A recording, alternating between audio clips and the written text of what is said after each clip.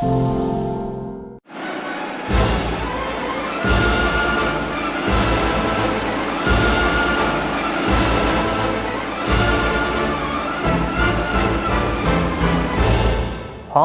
now that the party season is over, it's time to settle down once again with a slice of baked happiness and the foreign papers. How we have missed them. Here's L'Équipe this week after amateur side Cannes put Saint Etienne out of the French Cup. Yes, we can. Super stuff. Downhill from there, though, I'm afraid, this week, as elsewhere, the papers were dominated by two stories, one of which was the Ballon d'Or. The Ballon d'Or, a bit like the bathroom door, because Cristiano's had it locked for ages. He was desperate to get back on the throne. Messi got number 2s, and Ribéry left looking flushed. Now, Ronaldo famously crying as he picked up the award in Zurich, which drew a mixed reaction back in Portugal. Here's Diário de Notícias with Tears of Gold, Jornal de Notícias, Tears of Gold, and Abolo, Tears of Gold.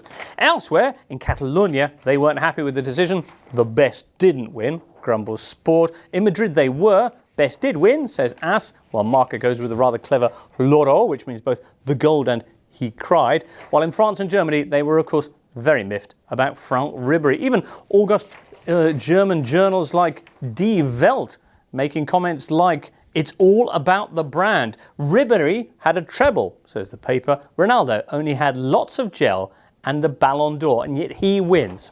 L'Équipe, meanwhile, in perhaps the most surprising position taken by a French leader since that actress business, described it as cruelty.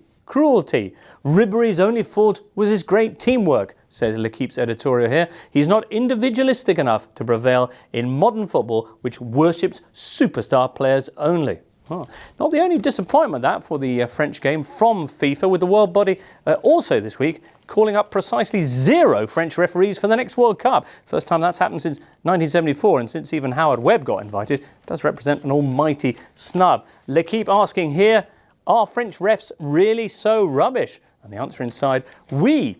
This is a fair sanction, says the paper, for decades of errors from our referees. Not to mention the fact that French officials fall for actors far too easily. Boom! It's another landline.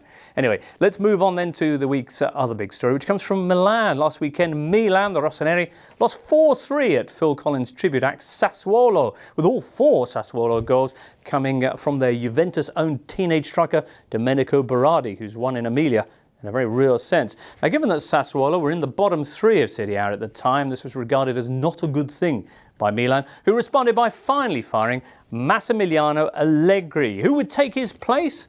Well, the next day, Gazzetta was flagging up Pippo Inzaghi. Not a new experience for him, I'm guessing. But instead, it was Clarence Seedorf who on Thursday signed on as the new boss. Inspiring headline here from Gazzetta, Seedorf, you have a go. Now, Seedorf has 0 coaching experience. Indeed, until this week, he was still turning out for the Brazilian side Botafogo in Rio de Janeiro. But he immediately dropped everything and jetted back across the Atlantic to Milan because, as he explains, I couldn't say no to Berlusconi. That sort of offer, was it? From Milan's perspective too, it's a real gamble. But as the Gazzetta points out, this should be regarded as a storia d'amore, a love story, a romantic decision. The paper argues Berlusconi has often chosen people with remarkably little experience, like Arrigo Sacchi or Fabio Capello, or Ruby, the 17-year-old exotic dancer, they could have said.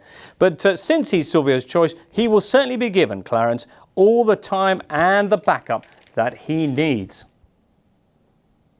Anyway, Clarence makes his debut on the bench against Verona this coming Sunday. But while we wait to see if Berlusconi's nailed it again, that's it from the papers for this week. We'll be back with another selection of continental pressery next Friday. Do join us then.